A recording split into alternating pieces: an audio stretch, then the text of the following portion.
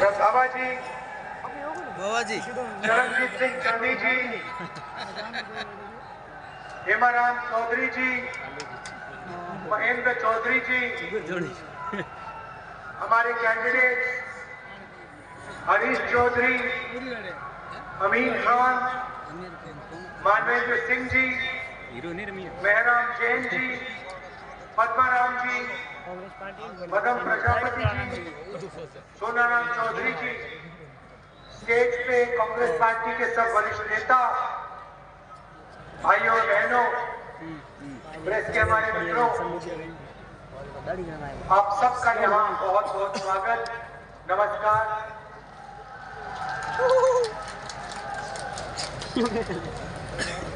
एक साल पहले कन्याकुमारी से कश्मीर तक हमने यात्रा की। 4000 किलोमीटर लाखों लोगों के साथ हम कश्मीर तक चले। बारिश में, तूफान में, बर्फ में पैदल चले और यात्रा का लक्ष्य भारत को जोड़ने का था।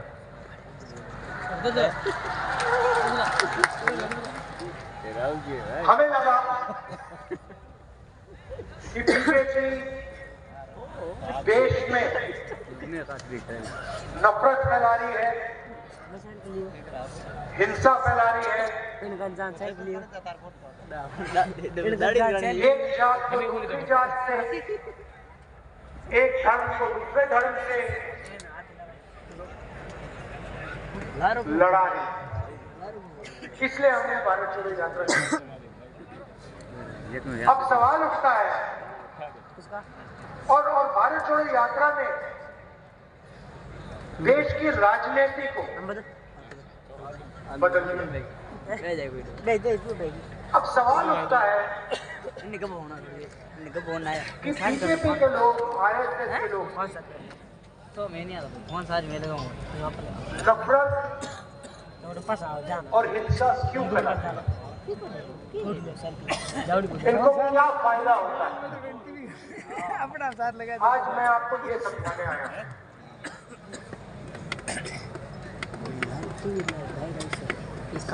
जेब कतरे होते हैं, जब दो जेब कतरे एक ही बंद हो, किसी की जेब काटना चाहते हैं तो सबसे पहले क्या करते हैं? क्या करते हैं? हाँ, ध्यान हटाने का काम करते हैं। एक आता है, आपके सामने आता है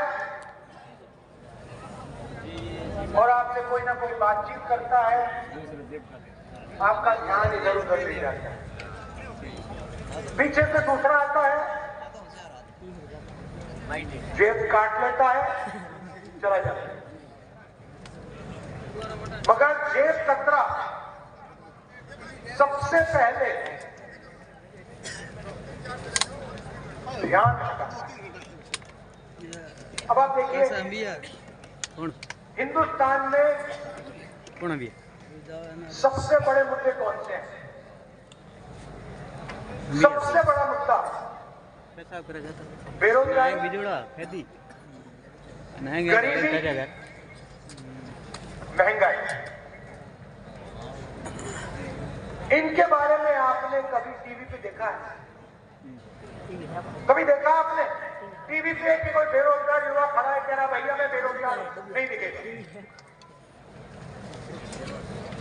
भाइयों और बहनों, नरेंद्र मोदी जी का काम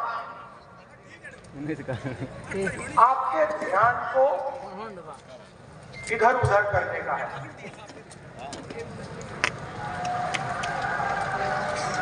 और अदानी का काम आपकी जेब काटने का है। दोनों आते हैं, एक टीवी पे आता है आपसे कहेगा हिंदू मुस्लिम, कभी क्रिकेट मैच में चला जाएगा, वो अलग बात है कि हरवा दिया। पनौती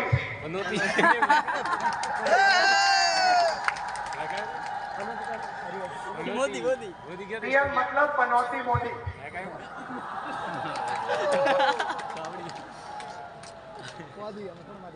कभी आपको इधर ले जाएगा, कभी उधर ले जाएगा, कभी आगे पीछे, और पूरा का पूरा फायदा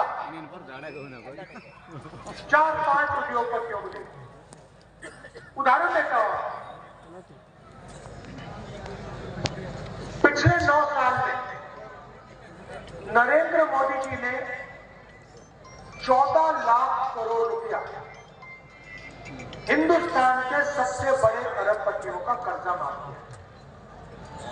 मैं आपसे पूछना चाहता हूं, इन 14 लाख लोगों में, 14 लाख करोड़ रुपए में जो इन्होंने 10-15 लोगों को दिया, इसमें से मुझे बताओ, पिछड़ा कौन, दलित कौन, आदिवासी कौन, किसान कौन, मजदूर कौन, छोटा दुकानदार कौन? कोई नहीं।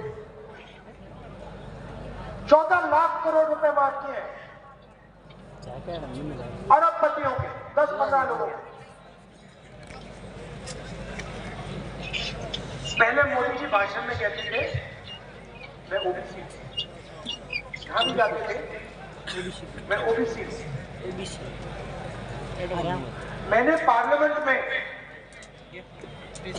जाति जनगणना का सवाल उठाया। मैंने कहा कि देखिए मोदी जी, अगर आप ओबीसी हैं, अगर आप पिछड़ी जात के हैं, तो हिंदुस्तान के पिछड़ों के लिए काम कर लीजिए, उनको उनकी सच्ची आबादी बता दीजिए, ये है कितने। पूरा देश जानता है कि देश में कम से कम 50% पिछड़े लोग, मगर हिंदुस्तान की सरकार इस बात को मानने के लिए तैयार नहीं। हेलो, जिस दिन मैंने जाति जनगणना की बात की, उस दिन नरेंद्र मोदी जी का नया भाषण आता है, कहते हैं भाई और बहनों, देश में कोई जात नहीं, देश में सिर्फ गरीब। अच्छा भाई, तो फिर आप ओबीसी कैसे? अगर देश में सिर्फ एक जात है वो गरीब, तो फिर आप ओबीसी क्यों कर रहे हो? नरेंद्र मोदी ने अपने भाषण इसलिए बदले क्योंकि वो पिछड़ों को उनका सच्चा हक नहीं देना चाहते, दलितों को, आदिवासियों को अपना सच्चा हक नहीं देना चाहते। भाइयों बहनों,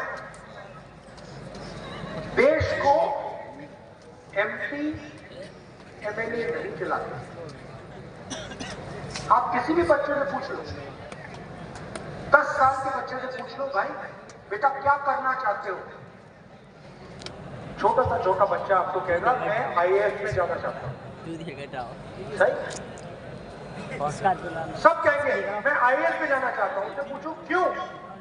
क्योंकि आईएएस अफसर देश को चलाता है।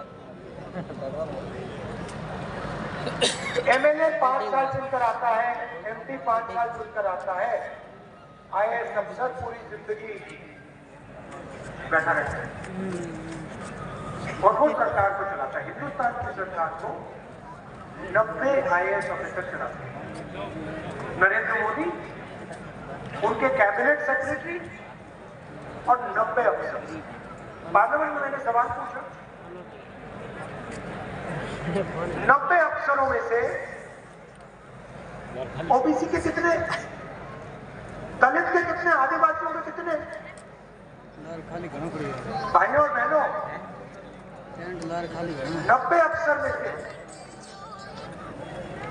जिनकी 50% आबादी है, जो देश की रीढ़ की हड्डी है, देश को चलाते हैं, खेती करते हैं, मजदूरी करते हैं, खून पसीना देते हैं, 90 में से 3 पिछड़ों के अफसर हैं। और अगर हिंदुस्तान की सरकार 100 रुपए खर्च करती है तो सिर्फ 5 रुपए का निर्णय ओबीसी 50% आबादी, 5% भागीदारी। और नरेंद्र मोदी 24 घंटे कहते हैं ओबीसी हूं, मैं ओबीसी हूं। आदिवासियों की बात करता हूं, आपकी आबादी 12-14% है, आपकी भागीदारी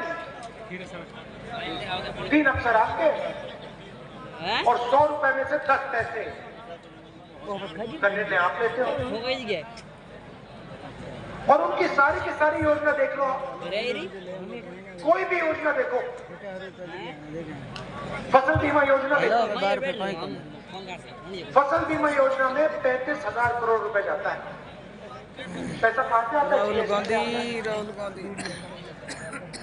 अच्छा, आपने ये नीली शर्ट पहनी हुई है, आपने ये नीली शर्ट पहनी है, जितना पैसा आपने जीएसटी में इस शर्ट के लिए दिया, उतना पैसा अदानी जी इस शर्ट के लिए देंगे। जीएसटी गरीब और अदानी एक जैसे देते हैं।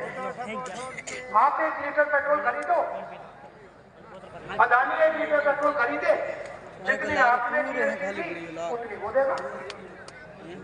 गरीब से गरीब व्यक्ति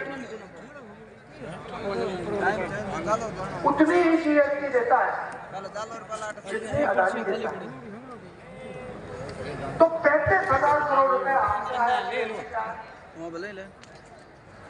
नरेंद्र मोदी जी ने 35,000 करोड़ रुपए 16 उद्योगपतियों। राहुल गांधी रे भाई जबरदस्त भीड़ है।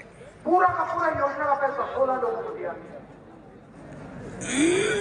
भाई और बहनों, 16 लोगों में एक ओबीसी नहीं, एक दलित नहीं, एक आदिवासी नहीं, एक जनरल कास्ट का गरीब नहीं। अब जब किसान का खेत नष्ट होता है, उसको नुकसान होता है, किसान फोन लगाता है, कहता है भैया हमने योजना का पैसा भरा, 5,000 करोड़ रुपए हिंदुस्तान। राहुल भाई जबरदस्त भीड़ है भाई। फोन करता है, उसे कहा जाता है भैया तुम्हें योजना नहीं मिल सकती, तुम्हें योजना का फायदा नहीं मिलेगा, तुम्हें पैसा नहीं मिलेगा। ईमेल लगाता रहता है, कोई जवाब नहीं मिलता। जीएसटी का पैसा, आपका पैसा सीधा का सीधा 16 उद्योगपति। अदानी को सारे एयरपोर्ट पकड़ा दिए, जयपुर एयरपोर्ट पकड़ा दिया, पोर्ट पकड़ा दिए, उनके लिए किसान मिल रहा है। तो शुक्र की बात है कि किसान और कांग्रेस पार्टी खड़े हो गए, रद्द कर दिया। मगर पूरा फायदा